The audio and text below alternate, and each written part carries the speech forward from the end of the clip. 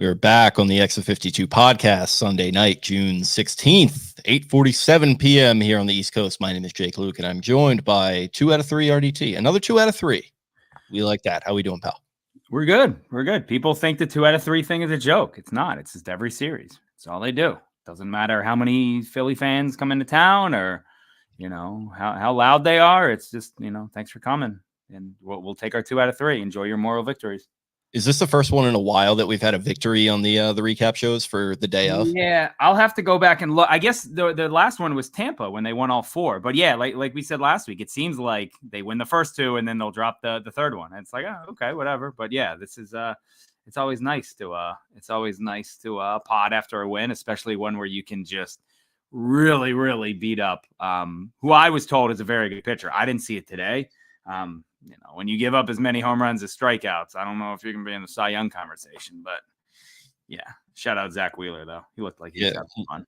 A little bit of a dagger there from our guy Ryan Mink over in the Ravens. That was a great tweet. That was I thought, I don't know who I thought tweeted that, and then I saw that it was from him, and I was like, oh, that has some hate to it. Like, that's good.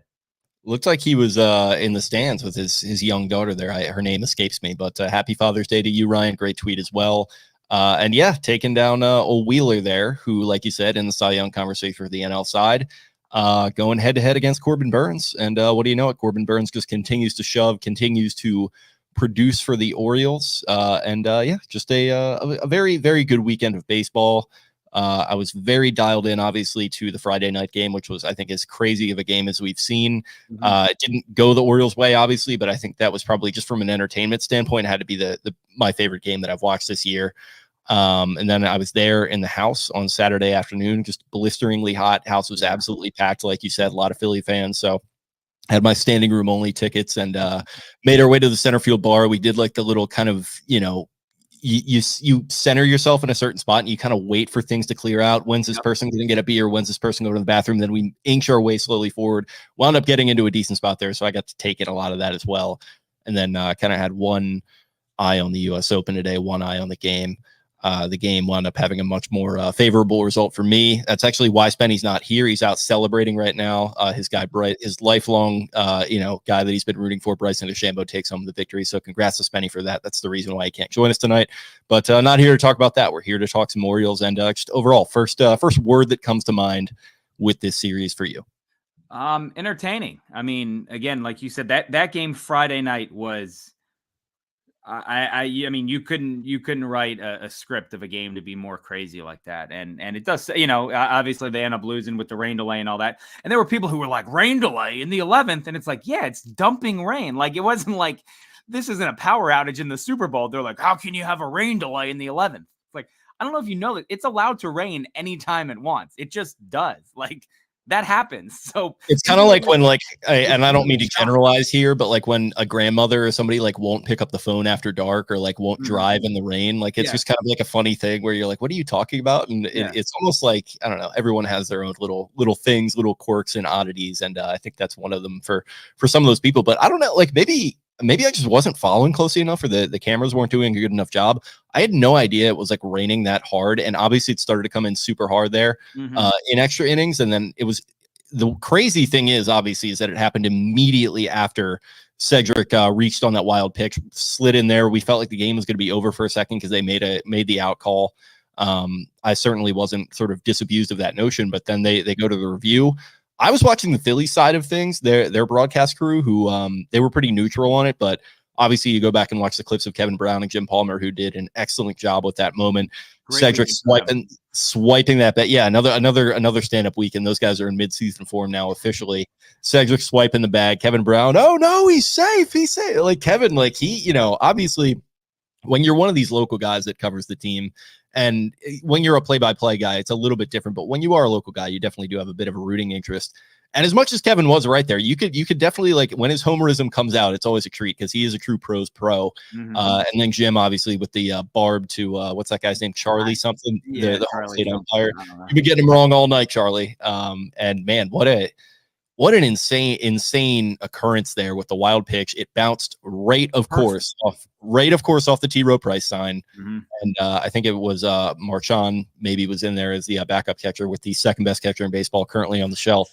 and makes the attempt at the swipe, doesn't get him, goes to extra innings. We're sitting there for literally over an hour. I was just kind of reading my book, like, I hope this thing finishes up tonight, and obviously it did with I think it was Bohm, the shot out to left field there, and they did, I think, 5-3, and ultimately Orioles weren't able to do anything offensively from there. But yeah, I mean, overall, that was just an incredible game. Great way to start the series. And it set a tone where it's like, all right, like, World Series litmus test is this, this is a bad way to start it. And then obviously I wouldn't say Saturday was dominant in the way that this game was, but that felt like they went out there. Grayson got off to a tough start on Saturday, but they knuckled up. The offense came alive. Tony Taters with the dagger to right field there, hit it to almost to Utah, I think, if not all the way there.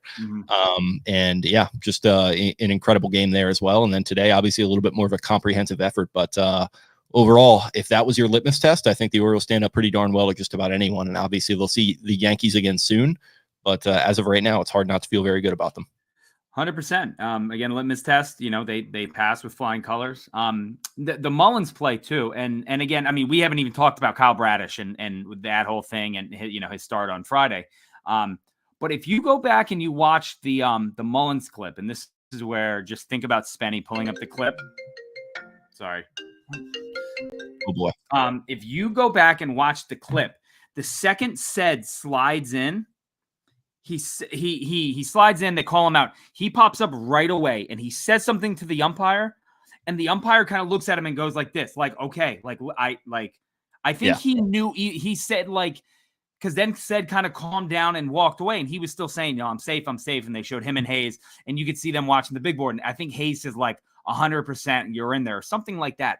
But if you go back and you watch that clip, Ced says something to him and the umpires go like, and I want players to do like a lip reading, but you can, I almost want to think of him being like, I know, I got it wrong. Like, don't worry, we're going to review it. Like, I'm sure, we're good. They were reviewing it before Ced was even away. Yeah, went to New York on home plate.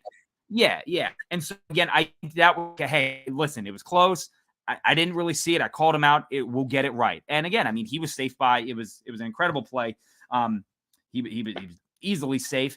And I think the catcher was almost like shocked because again, we put that screenshot out. I sent it to you of how far Ced was when the catcher got the ball. The catcher must've been 8, 9, 10 feet away from home plate.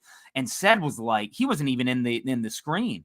And again, I think it caught him so off guard where he's like, I didn't really know what to do. I didn't think the ball was going to be right back to me. And now I turn around and I'm right at home plate.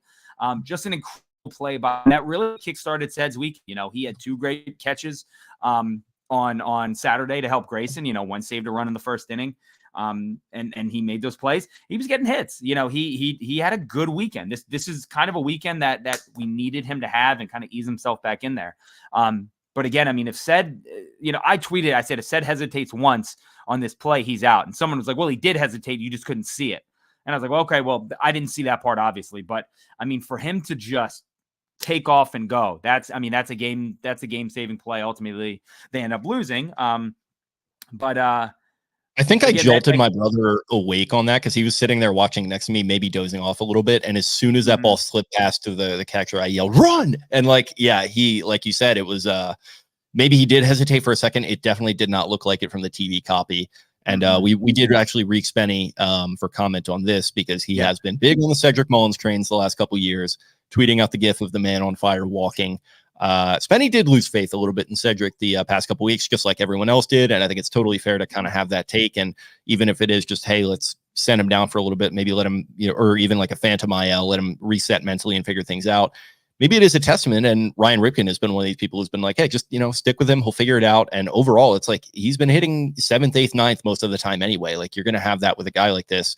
Spenny says, please issue a public apology to Cedric Mullins on my behalf. I will never lose faith again. So let's take note of that. He will never lose faith again. And I mean, honestly, hopefully it doesn't come that, but we will be holding to account if it does. Never lose faith. 100%. But again, real quick, I mean, the story of Friday was Bradish and the first inning, he gives up the home run to Schwarber right away, and you're like, oh man, all right, this is going to be that series. It's one of those. And then Harper comes up and he's 99, 98. Like I think they said he threw 3 of the hardest pitches he's thrown in his career. in that at bat against Harper. And you're like, all right, he's feeling it. And then again, second inning, I'm watching at home again. I don't know if everyone else picked up on it. And he does it a lot, but he was doing and he's kind of throwing his arm up like that and kind of yanking it down. And Palmer said something about it. And I think Brown mentioned it. And right away I tweeted, I was like, that's, that doesn't look good. And then someone was like, well, he did it in the Tampa series. He does it in a couple starts. Someone was like, it's just his jersey. It's a thing he does with his jersey. And but I was like, dude, we were talking about this. We were talking about this after his last start. Like he really like wears it on his sleeves, like figuratively and literally. Like his jersey gets a little tattery and he's all sweaty. Like it looks greasy and it feels weird sometimes. And that's definitely like with him shaking the elbow around. There's definitely cause for concern there. Yeah, and again, and then I think he strikes a guy. I think it was really the third inning when he was really doing it, and everyone kind of started noticing it, and then nobody was warming up, and everyone was like, all right, well, maybe it's nothing. And then, they're like, oh, Keegan Aiken is warming up. There's 54 Bradish said 54 pitches in the fifth. And that's when everyone's like, oh no, this is not good. And then it was weird because it almost seemed like it was two different, like that happened. He got taken out. There was no update. There was the crazy game, the Mullins, the rain delay. And then it was like 12:30. And they're like, oh, by the way, here's what Bradish said, or Hyde said that Bradish told him after the fifth that his elbow hurt. And everyone's like, oh, that's right. I forgot that happened today. Like that was the same day. That was the same game. So, that's unfortunate. Another UCL sprain. He's on the 15-day IL. Again, I didn't think we would see him at all this year. I think, I don't know what the numbers are and like what the studies and stuff say about a guy. Again, a sprain is a tear for those who don't, I'm not a doctor either, but sprain is a tear. You sprain your ankle, you're tearing ligaments in it. Like it may not be a full tear like Bradish had. It's a very minor tear. There are like degrees of tears. And obviously you cross a Rubicon after a certain point where it's a full thing. We got to shut it down. We have to like actually repair this thing because there are elements. And as someone who's torn my ACL, like there are elements of like, if it's X amount, like it will heal itself. But once you tear it cleanly off, then it can't heal itself anymore. And you actually have to go in and physically fix it. It's almost like it's like a car totaling. Like at some point you'd have to just go in and total it and just say, we're going to fix this. And again, it's interesting because again, it's the same kind of thing with Felix, where it's like last year, maybe Felix could have gone out and pitched and they chose to just get the Tommy John, they tried to get him back and it just didn't work. It could have been the same thing with Bradish. They could have said, hey, listen, and this is anyone's elbow, and we obviously know that now because every pitcher in baseball is hurt. If you've actually physically touched a mound and a rubber in baseball, you're hurt now. But it's like, they may have told him, hey, this thing is going to go at some point. It could be tomorrow. It could be in 5 months. It could be, in 3 weeks. We don't know. And, if he was like, hey, I'll pitch through whatever pain I'm in, good for him. I mean, you have to just respect it. Me personally, I'm not counting on seeing him at all the rest of the year. I think, because now, again, you really got to flirt with do we just go in and fix it? Like you said, I think there's a surgery where you can put a brace on it. I think that's still putting him out all of 2025. So I don't know, that's a bummer. And that really, really, that followed by the loss and then that news coming out really, really put a damper on Baltimore. Like the Twitter and the fans on Friday night. That was like this thing could go sour quick. And obviously it didn't. And, it's weird. Bradish posted some pictures on Instagram tonight and I was getting like texts being like, you see these? Like maybe he's not done. And I was like, I get it. They're awesome pictures, but I don't know. Again, I'm not picturing him throwing one more pitch the rest of the year. And if he does, it better not be until September. So. Yeah, honestly, if it is kind of one of those like almost torn situations, but not quite there, I think you find a way to just IL him until October, close to that, because it's one of those situations where, like I was saying, litmus test, all that kind of stuff. I thought no matter what happened in the series anyway, you have to add to the pitching staff somehow. And if that move now is to go and get like a fourth or a fifth starter type deal, that could be good. And then that could maybe even push a Bert Suarez into a long relief role. It just gives you more options. It helps you out. And I think this, more than anything, even forces your hand more. Like, and like I said, I was ready to double down, push the chips in. You're trying to win a World Series this year. And I think you proved more, that you're up to the task after this series. And I think this does change the calculus even more to the fact that, like, hey, we gotta go and do this thing right freaking now. And overall, I just think that the pitching staff was already kind of wanting for some help. I think the bullpen, obviously, it's been better than maybe it's looked at times. But it would just give you so much more options if you can go and get a guy. And I think this kind of really should be your tipping point, your signaling point to go and make that move. I don't know how you're feeling about the trade market right now and all that kind of stuff, but that's just kind of where I'm at. No, I mean, you're 100% right. And I said it to, I think it was Brett and Jeff when I was talking to them Friday night. And I was like, listen, again, not that I don't have faith in Elias, obviously, but I was like, this should be the move and it sucks that it came at the, the final point is probably losing Bradish for an extended period of time, if not all of next year. Again, if he has Tommy John. And it's like this, I think this is the move that pushes Elias into and it shouldn't have, because again, you can never have enough pitching, obviously, again, with everyone going down, but him being the third pitcher this year to undergo, or, to have an elbow injury in the last, 2 weeks, 10 days, whatever it is, this is, like you said, they're trying to win a World Series. They have the most stacked farm system of any farm system that's ever been at down on the farm. You have the bullets. You have to go out and make trades now. And they did it with Burns, and that was great. Again, if they get another arm, I don't know who it is. And that's the thing. Garrett Crochet from Chicago. I got an interesting name for you. A guy on the Luzardo, Detroit Tigers. There's a guy on the Detroit Tigers who are 3 games under 500, who is familiar with the area and who didn't like it, but ERA hovering around 3. He's just kind of hanging in there, having a pretty good season. His name is Jack Flaherty, of course.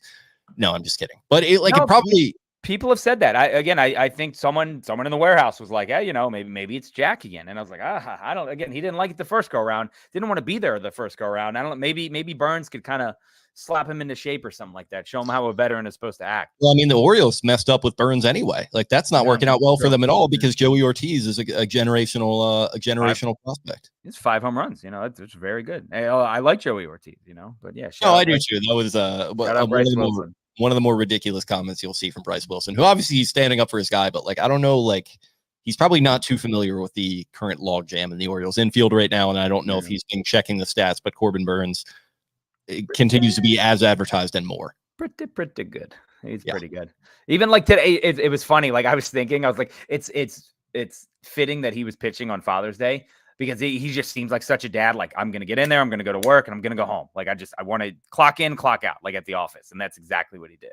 But yeah, it's again, going back to the original point, they do need to make a trade. Is it Flaherty? Is it Luzardo? People have said Verlander. I don't want to have to depend on a 41-year-old pitcher in October, who he just missed a start, I think, with a neck injury. So it's like, this dude is 41. I'm not, no. That's a guy that I'm staying away from. I don't know the hot names out there. I really, really don't. But if you can get Verlander to make the case for him, he's a guy that has that experience, right? He's won the World Series, obviously he's been with that Astros team. He's been there and done that before. Yeah. Obviously. Yeah, exactly. Elias very familiar with him. So it's one of those things where if they do it, I probably won't be too mad. Obviously compensation dependent.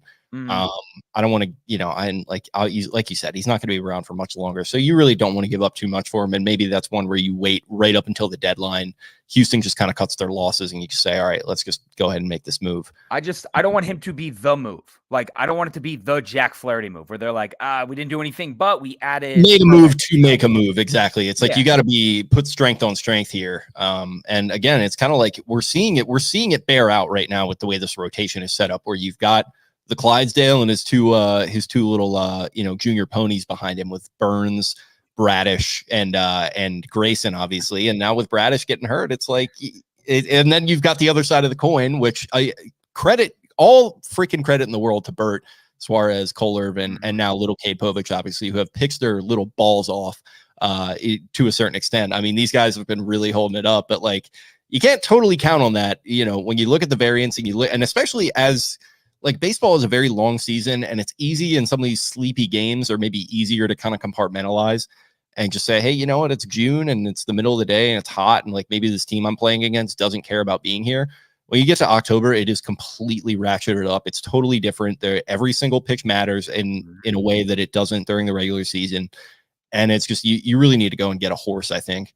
So who that is, I'm not totally sure. We're probably going to we'll probably have to do a, hot stove happy hour or something in the next coming weeks here to really, really drill down on who we think it should be, who we want, and that kind of thing.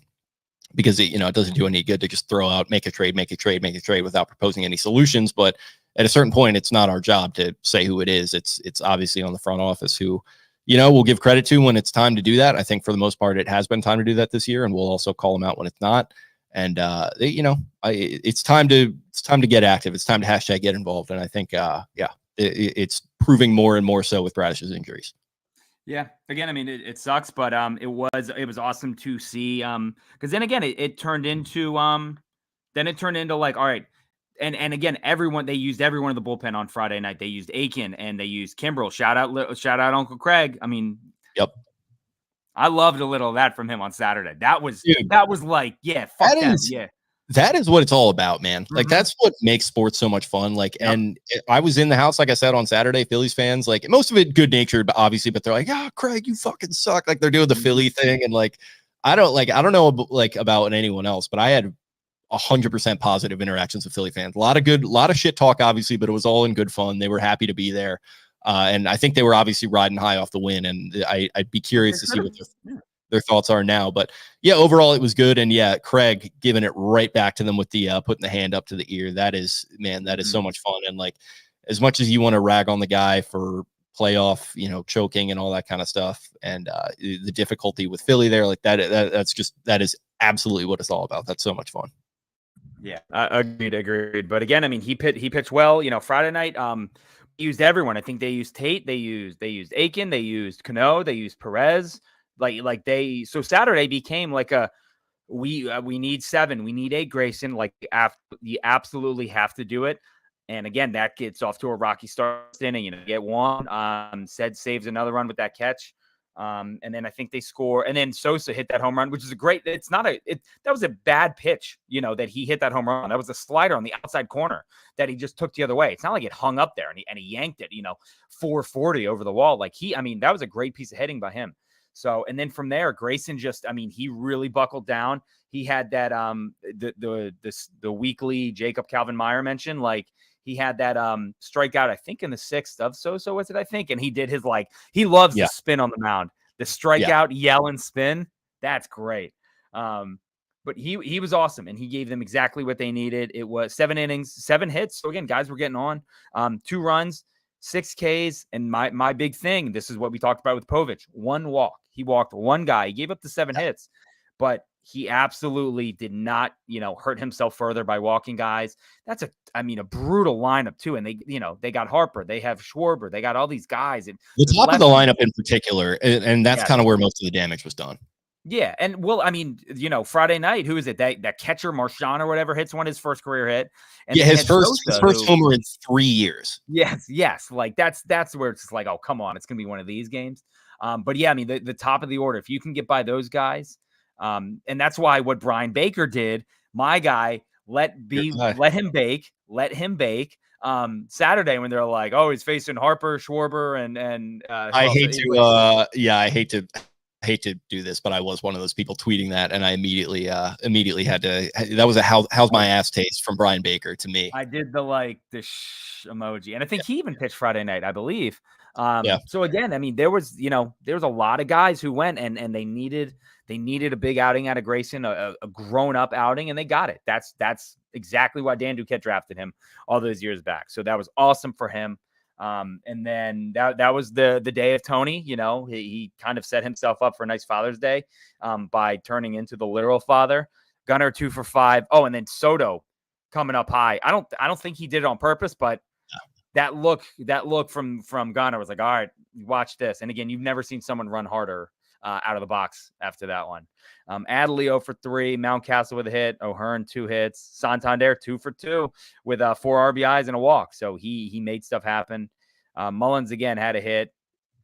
And then Ramon kind of got stuff started there too. He had a double, but overall a really good game. Again, Rodriguez, Baker, and then Kimbrel came in with the 3 Ks. He did walk a guy, but that's another big, you puff your chest out. And that was when he did the ear thing and all that. But that was a great way to bounce back. You could not have asked for anything more. You needed that from your starter. And then you only used 2 guys in the bullpen, and you just absolutely locked it down and won an excellent game. A hard fought game. Who pitched? That was, Taijuan Walker, that was probably he's a good pitcher. That's probably the weakest of the pitchers you'll see, between Ranger and Wheeler too. So. Yeah, that was your low end of the spectrum there. I was actually there with my buddy Adam, who is from Philly. He lives in Annapolis now, but Phillies fan, and he was like, "Yeah, this Walker guy, it might get out of hand today," and it didn't totally get out of hand. I mean, it was Tony hit that dagger from the bullpen, obviously, but overall, yeah, that was the bounce back that they needed after that first game, like I said. And it's not even that like they weren't competitive in that first game because obviously they take it to extra innings, and obviously a weird one. Anytime Jacob Webb is pitching in the 11th to Alec Boehm and Bryce Harper, and you're walking Harper intentionally, that's just, I don't think that's a good way to end, that's probably not going to end well. Right. No. But yeah, not a good recipe for success there. Yeah, absolutely not. Okay. Any more takes on the series here? I'm flying high after this one, and obviously their recent play, and I don't know. This had to have been one of my favorite ones of the year. Definitely a lot of Phillies fans out there in Camden Yards, but that's going to happen. I think it was a holiday weekend. It seemed like a lot of them were out there with their dads making the drive down 95. I was talking to a lot of people that actually just live down here, and I guess they maybe got jobs here and came from Philly. So yeah, it's two cities that I think are very simpatico from a vibe standpoint. Kind of that mid-Atlantic, little gnarly and rough around the edges. Talk a little bit of shit, have some fun. And talking to a lot of them, it seemed like if this could be the World Series matchup, a rematch of 40 years later, I don't think anyone would be mad about that. Who's not, big market shills. Yeah, I mean, I heard nothing but good things about Philly fans at the Yard. Again, they were there, they were loud. That's awesome. That's exactly what you should do. Like you said, they're close. What is it? An hour 45? I think you can make it there. Yeah. But my mentions and DMs are probably the complete opposite. And maybe me, I like to kind of poke the bear a little bit. Maybe I called them inbreds on Saturday, and a guy you did do that. That was and maybe a guy tried to fight me and asked where I live and where I was going to be at the game on Sunday. I told him I was going to be in a suite, and I said I would wave to him. He said he's in section 33. He does live in Annapolis, but apparently I am not a real man because I won't drive there and fight him. So what's his name? Adam? No, I know Adam. I like him. Yeah. You have met him now. I think about it. Yeah. Oh, he was a gambling account. That's what it was. He was a gambling account. So I was just asking him his bets, and he wouldn't really get anything. He just said, you're stacking a lot of L's, and like we're not just talking about betting slips. But that was fun. So I think he thought I was going to the game. But again, good for them. They should come down. Like that's the only real thing in my mentions is like, yeah, well, we took over your park. You just paid for 1/10 of Gunnar Henderson's hopeful extension. Thank you for that.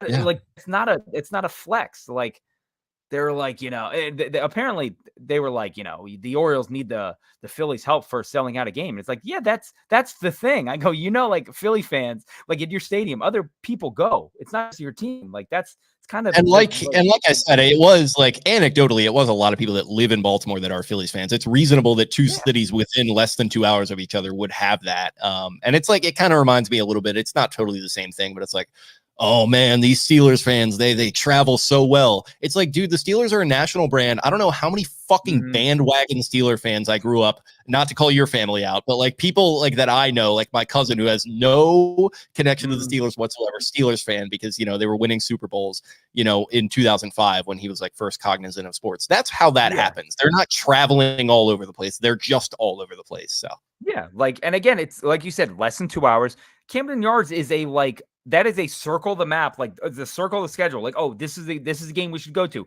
That'll be fun. Not like a vicious, like we're going down there and we're going to take what's ours. It's like, no, it's a short drive. They came down for a weekend. Like you said, a holiday weekend.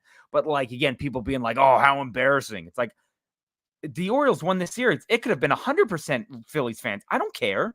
They won. That's all that matters. Like, and again, I was like, listen, if you guys want a gold star for coming to watch a baseball game, like I'll give you one. That's perfectly fine. Like I'll give you a we've been perfectly complimentary. They showed up and showed out. They were a lot of fun. So yeah, credit to their fans for the people being weird about it on Twitter. You can see yourself out. I don't really care. Yeah, about that. like it's again, and like there's like, oh, well, Wheeler, blah blah blah. Gunnar should have struck out. It was a strike. I was like, well, that's umpiring nowadays. Oh, dude, I saw that. That guy was. Oh my god, that is so cringe. That is so cringe. That's bad. You gotta wear it. If you're gonna talk that shit, you gotta wear it when Gunnar hits that homer. Oh, it was a strike. Like, come on, man. Like, bad calls happen all the time. Yes, and it's like, that's literally baseball. But again, I mean, the game today was incredible. It could not have gone any better, really. Burns went out and shoved. Gunnar starts it off. Cowser knew it too. That was awesome, and he smoked that ball. Good for him. Again, he needed that, and he played well today. Had another hit, stolen base. So good for him. Hopefully, he's kind of getting back on track. But then Adley hits it, and then Westberg hits it, and it was dongs for dads, like dongs galore out there. That needs to be the title of the episode. So make that note: dongs for dads. Dongs for dads. Okay. And then, but don't Google it. You can Google it if you want. But no, and then that was awesome. Again, just watching Burns just go out there and absolutely shove. The air show was funny. That gave us more Kevin and Jim quotes and singing and all that. Some of the lower than surface level takes on the air show that have been quite something on Twitter. Taking it to places maybe I didn't totally expect. I don't know if I 100% agree or disagree with either the sides of some of the arguments I was seeing, but it's quite a spectacle what something like this can do to rile people up. Yeah, I saw some of those too, but it was and it was weird. I mean, the one, I don't know if they showed it on Phillies, but there was the first one they showed with the plane flying in. Then they showed it kind of dancing around, and then it like went behind a building. But at first you're like, oh shit. Like I hope that wasn't what I thought. Okay, never mind. Like it was very weird. But and then of course, like I don't know if you heard this, but Kevin making a Nick Castellanos is at the plate while fighter jets are flying through the air. Like he's like, come on, like we're doing this. Like this is real. Like that just shows how great he is. And again, Palmer was perfect. Like he was making jokes about it too. So great game. Got kind of hairy in the ninth. I had to leave. I was listening to that on the radio. They made like three errors in the game, 2 in the ninth. But again, it was a great series. I still think the Phillies are very good. Like we talked about, like going into the series doesn't change anything. Like what happens, what's the outcome? Like both teams are still very good. They have the same record. Obviously the Phillies play in you would say an easier division, but like they're a good team. Like Harper had a bad series. Schwarber had a bad series. Alec Boehm played out of his goddamn mind. They're a good team. They're a fine team. And I just think the Orioles played better this weekend. I think they're probably a better team long-term, like going forward and the way they finish the season, but shout out to Philly. That was a good, fun series. The Orioles get a well-deserved off day tomorrow. So something that they haven't had since May 30th, I believe. So I was going to say, will that be the first one of the month, right? Yeah. Yep. This is the only one of the month. Fun fact. Yeah. So yeah. And then again, they 3 versus the Yankees, and it's I believe Nestor Cortez, TBA, aka Garrett Cole. That's probably who it's going to be. And then who won? Not Rodon. Luis Heel on Thursday. So again, it's as big as the Philly series was. This game is even bigger as the Yankees are currently losing 4-3 right now.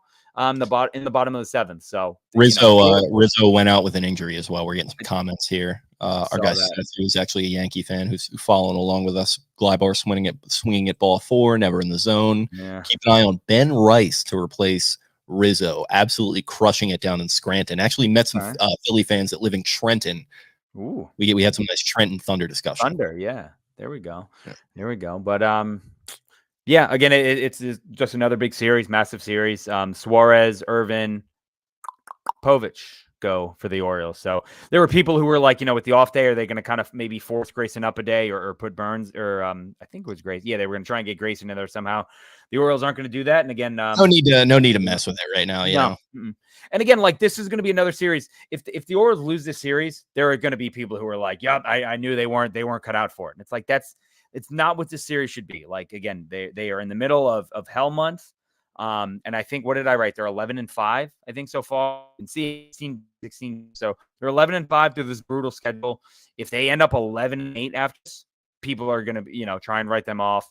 But again, this next series is big. If they get swept, it sucks, but it's not the end of the world. If they win 2 out of 3, again, it's like, yep, okay, keep your head down and keep on going. So it's going to be going to be a very, very fun week, I think, with the between the Yankees and Nos. So just a great weekend for them. Really couldn't have happened. Could not have gone any better for the Bradish injury and we'll see if it could not have gone any better. My guy's skeptical. We need to get some O's gear. You're right about that. I do have my Uncle Brooks here chilling, but I do also have a framed original Ken Rosenthal article on the Cal streak I'm just trying to find the correct way to mount it. I've got the mounting strips from 3M that are pretty good, but this is kind of a heavier frame, so I don't want to screw that up. It's hopefully going to go right here. So it just moved in, so 3 months ago, but that's boy math. What else do we got here? Shout out to Mike Franz, giving shout out to our Uncle David. What is obviously you're close friends to them. What's the deal with the wardrobe choices here? I don't know. And it was funny. I saw he was at Centerfield Bar today. He was up at the 300s yesterday, but it's like, dude, it's legitimately like not 85, 90 degrees. Like it's a hot day. Like I mean, I had softball tonight. I was taking down bottles of Gatorade. Like you gotta keep him hydrated. But yeah, that was funny seeing him out there and just tossing hats in a quarter zip in 85-degree weather. Like the long pants, I get. You don't want to see an old man in shorts. You don't. Like it's not great. No billionaire has ever worn shorts except maybe Elon wearing cargos and Zuck when he was on that surfboard when those were board shorts. Yeah. So Cuban could wear shorts, but he's not an old guy. He's just a rich he always guy. wears really tight jeans though. When he's on the Mav sideline, you can it's like a Mincy situation. You can see like his phone and his wallet like bulging out of his pockets. Like Mark, let's get a little bit of a straighter fit there. How about we? Yeah. We do need to ask Spenny about him sitting that close down there on Friday night because he had incredible seats. Great seats. Yeah, he was getting some good content down there too. We're gonna have to get him out there more. Get him a real camera. Maybe set him up with a microphone. Maybe bring the boys. Maybe just an invite or something. Yeah, listen. I mean, maybe we'll catch that. Maybe my phone wasn't working or something. I didn't catch that text that time through. But yeah, maybe someday we'll be so privileged to him and the franchise will be kind enough to invite us out as their large adult sons. Yeah, couldn't hurt, but Okay, dogs of the series. I got mine. It's Mr. Tony Taters coming through in the clutch twice. That was awesome, and it's good to see him. And I saw the points being made that like he's so streaky, like he'll just go quiet for like weeks at a time, and then he'll have a stretch like this where he's just kind of carrying the team a little bit. Love my guy Tony Taters. Great Father's Day for him. Obviously, loves his family, and when they get to take him in, it's always special. So yeah, big weekend for him. He's my dog in the series. Yeah, that's a good one. Again, I mean, I said it all the time. He hits home runs a bunch. We'll give a month where he hits 13 to 15 home runs. Like somebody the other day was like a week and a half ago, I checked his numbers and he had 6 home runs. Now he's 17 now. Like he's tied for 6, I think, something. But like I think him and Soto have the same amount of home runs. Like that's thing that like Bonds had an awesome year. So yeah, good. Tony was my number 1 star on X, your favorite website.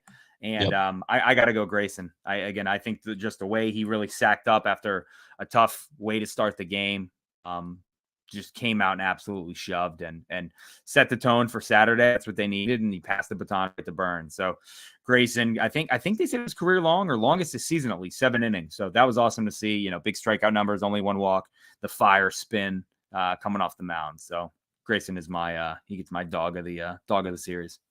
Honorable mention to downtrodden relievers too. Little Brian Baker, Swaggy Baker, as I've called him at times, getting to do his moonwalk. That was special to see, and hopefully many more of that throughout the year. And then obviously Uncle Craig, hoovering it up and then spitting it right back at the Philly fans. That was like I said, that's really what it's all about. So much fun.